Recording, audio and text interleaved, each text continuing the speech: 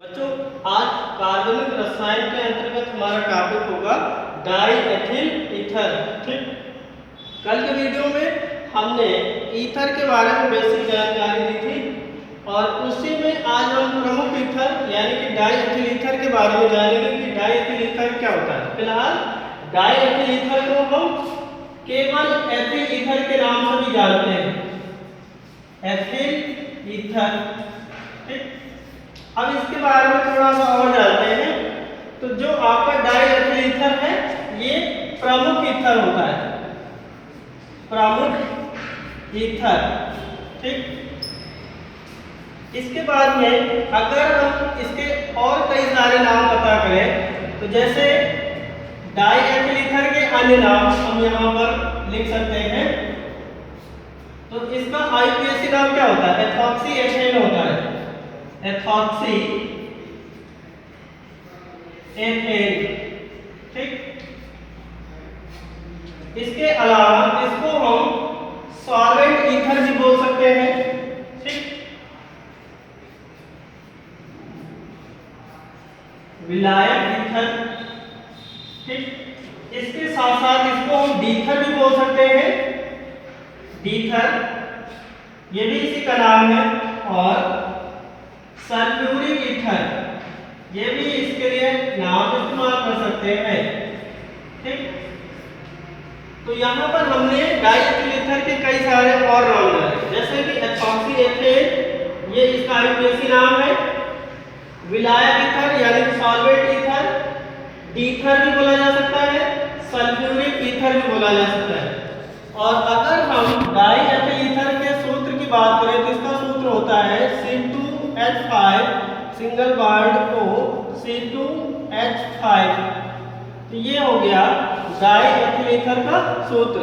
ठीक, और इसी से ये आपका आईयूपीएसी नाम एथॉक्सी एथेन। ठीक, अब इसी हम डाई एथिल ईथर के प्रिपरेशन की बात करेंगे कि इस डाई एथिल ईथर को बनाया कैसे जा सकता है। अब हम यहाँ पर बनाने की विधियां लिखेंगे। डाई एथिल ईथर बनाने की विधियां बड़ी आसान विधियों के द्वारा हम ईथर को बना सकते हैं। जैसे सबसे पहली विधि है विलियमसन संश्लेषण विधि। विलियमसन संश्लेषण विधि, ये भी बहुत आसान है और इम्पॉर्टेंट उतना ही ज़्यादा है। तो इसको आप इम्पॉर्टेंट के अंतर्गत या वेरी इम्पॉर्टेंट के अंतर्गत रख सकते हैं। तो विलियमसन संश्लेषण विधि द्वारा हम डाई एथिल ईथर यानी कि एथिल ईथर को कैसे बना सकते हैं देखते हैं। तो यहाँ पर क्या होगा कि किसी भी अगर एल्किल हैलाइड की अभिक्रिया सोडियम एथॉक्साइड या एल्कोक्साइड के साथ, सोडियम एल्कोक्साइड के साथ कराएं तो ईथर बना सकते हैं। अब यहाँ पर सबसे पहले हम बनाएंगे ईथर, उसके बाद में बनाएंगे डाई एथिल ईथर और रिएक्शन आपकी यही होगी विलियमसन संश्लेषण अभिक्रिया। देखते हैं, जैसे आपके पास में RONA, ये क्या है? सोडियम एल्कोक्साइड है, तो इसका नाम लिखा जाएगा सोडियम एल्कोक्साइड। ठीक, अब इस सोडियम एल्कोक्साइड की अभिक्रिया हम कराएंगे किससे? एल्किल हैलाइड से। ये आपका RX क्या है? एल्किल हैलाइड है। रिएक्शन कराएंगे मतलब गर्म करेंगे, तो हमारे पास क्या प्राप्त होगा? R single bond O R dash. ठीक, और प्लस में और क्या होगा? प्लस में आपका ये होगा Na और X, या यहाँ पर माइनस Na X लिख सकते हैं, सोडियम हैलाइड प्राप्त होगा। तो ये आपका सोडियम एल्कोक्साइड है। तो सोडियम एल्कोक्साइड की रिएक्शन जब हम एल्किल हैलाइड से कराएंगे तो हमें क्या प्राप्त होगा? ईथर प्राप्त होगा। और अगर हमें स्पेशली यहाँ पर क्या बनाना है? डाई एथिल ईथर बनाना है, तो हम क्या करेंगे? सोडियम एल्कोक्साइड की जगह पर सोडियम एथॉक्साइड ले लेंगे, मतलब R की जगह पर C2H5 कर देंगे। तो C2H5 को Na, तो इसका नाम हो जाएगा सोडियम एथॉक्साइड। अब ये सोडियम एथॉक्साइड की रिएक्शन हमें करानी है एथिल आयोडाइड से, और एथिल आयोडाइड का फार्मूला होता है C2H5I। गरम करेंगे तो हमारे पास यहाँ से सोडियम आयोडाइड बाहर हो जाएगा, ठीक। तो जब सोडियम आयोडाइड बाहर हो जाएगा तो बचेगा क्या, C2H5 ये बच जाएगा। तो C2H5 single bond O, C2H5 plus Na।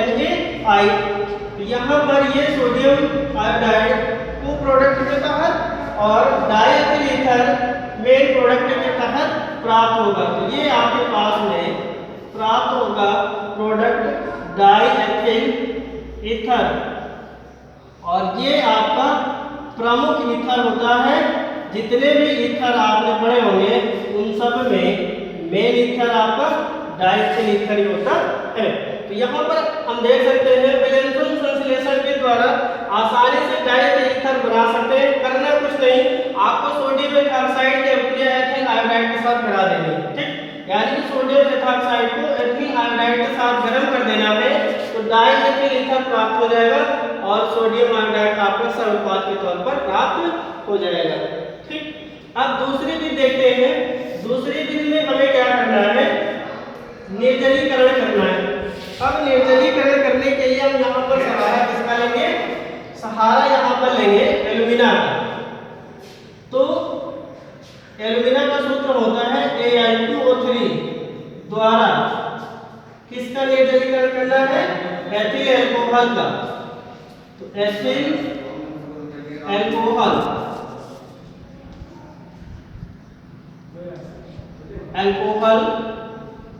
का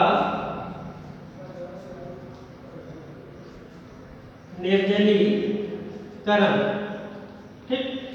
तो ये आपका एज ए कैटलिस्ट इस्तेमाल किया जाएगा। तो हम क्या करेंगे, यहाँ पर एथिल अल्कोहल के दो अणु लेंगे, C2H5OH प्लस C2H5OH, और निर्जलीकरण हम करेंगे एल्यूमिना की उपस्थिति में Al2O3।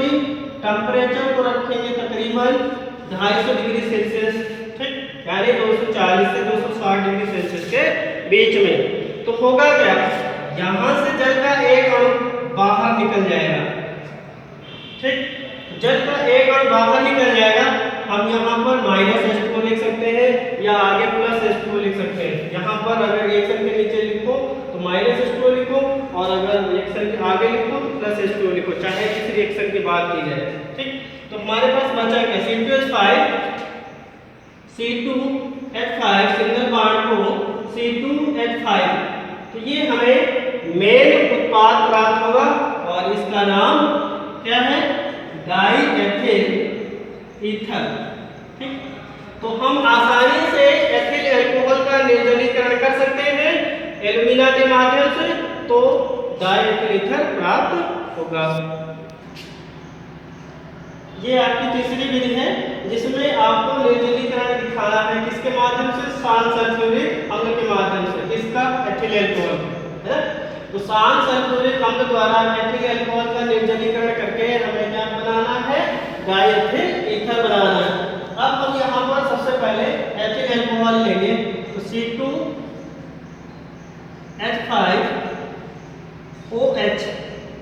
अब इसका हमें निर्जलीकरण कराना है किसके माध्यम से, H2SO4 के माध्यम से। तो जब ये आपका शान H2SO4 के माध्यम से निर्जलीकरण कराएंगे एथिल अल्कोहल का, तो हमें माध्यमिक उत्पाद प्राप्त होगा, ठीक। अब यहाँ से हम जल का एक कण माइनस कर देंगे। रिएक्शन आपको करानी है 140 डिग्री सेल्सियस पर, ठीक। तो जब रिएक्शन 140 डिग्री सेल्सियस पर होगी और एथिल अल्कोहल की रिएक्शन हमें करानी है शान H2SO4 से, तो हमारे पास प्राप्त क्या होगा, -H2 यहाँ पर लिख सकते हैं, यानी कि जल का एक और बाहर निकलेगा। तो हमारे पास यहाँ प्राप्त होगा C2H5HSO4, ठीक, यानी कि एथिल हाइड्रोजन सल्फेट। ये एथिल हाइड्रोजन सल्फेट है, एथिल हाइड्रोजन सल्फेट माध्यमिक उत्पाद के तौर पर एथिल हाइड्रोजन सल्फेट प्राप्त होगा। ठीक है, अब इसमें हम क्या करेंगे, इसी एथिल हाइड्रोजन सल्फेट में आधिक्य में ये आपका जो एथिल अल्कोहल है उसी को मिला देंगे। तो इसी में मिला देंगे, यहाँ पर लिखते हैं C2H5OH। तो C2H5OH आपको मिलाना है आधिक्य में। जब C2H5OH आधिक्य में मिलाएंगे तो हमारे पास क्या प्राप्त हो जाएगा, देखो यहाँ से माइनस क्या होगा, माइनस यहाँ से होगा H2SO4, ठीक, या H2SO4 निकल जाएगा, यहाँ से HSO4 और यहाँ का ये आपका H मिक्स हो जाएगा। ठीक, और मिक्स होने के बाद में क्या बना लेगा H2SO4 और बचेगा क्या, तो ये C2H5 और ये वो C2H5 इतना बच जाएगा। तो C2H5O C2H5, तो ये हमारे पास में उत्पाद मिल जाएगा डाइएथिल ईथर। ठीक, और ये आपका प्रमुख ईथर है, ये तो आप पहले से जानते हो, है ना। तो इस विधि को हम प्रयोगशाला विधि के तहत भी इस्तेमाल करते हैं। और प्रयोगशाला विधि एक ऐसी विधि है जिसमें हम एथिल अल्कोहल को एथिल ईथर को लगातार प्राप्त कर सकते हैं, है ना। और उसकी वजह ये है कि जो ये आपका H2SO4 है इस रिएक्शन में निर्जलीकारक का भी काम करता है और उत्प्रेरक का भी काम करता है। तो ये प्रोसेस आप स्टार्ट रखेंगे, यहाँ पर जो आपका आएगा एथिल हाइड्रोजन सल्फेट, इसी में आपको क्या करना है, आधिक्य में एथिल अल्कोहल को मिलाते रहना है और हमारे पास लगातार डाइएथिल ईथर प्राप्त होता रहेगा।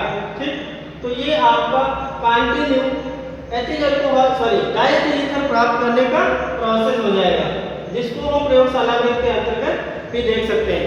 तो बच्चों आज की वीडियो में हम लोगों ने जाना कि डाइएथिल ईथर किसे कहते हैं, डाइएथिल ईथर का सूत्र क्या होता है, ये आपका सूत्र है।